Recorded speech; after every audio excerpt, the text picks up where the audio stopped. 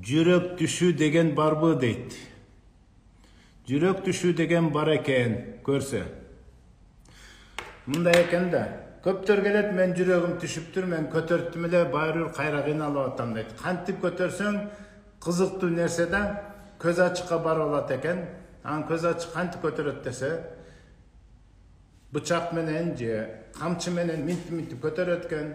Болбосо бутун өйдө кылып туруп силкет экен, ошентип анан жүрөгүн көтөрүп салат экен.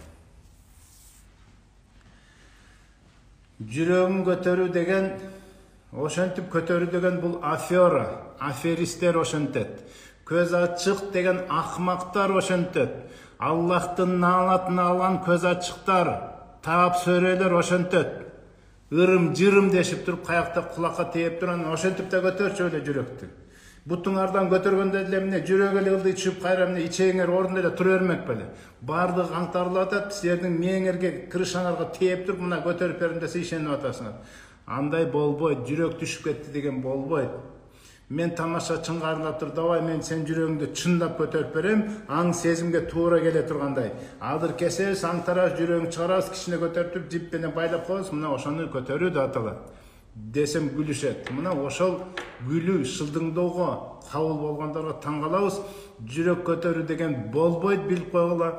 Жүрөк түшүп калды деген бул бирдекеден чоочканда жиңгирди деген маселе келет.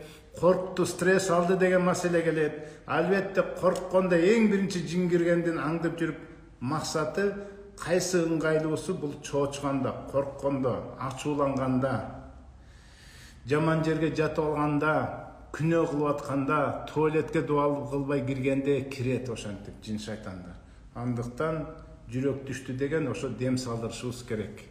Жин кирип туруп жинди чыгарышыбыз керек. Жүрөккө отуруп алып, андай уасвас жана наушение, ар кандай ойлорду киргизет. Мисалы, анан жүрөктү көтөрөбүз деген ал көз ачык акмактар.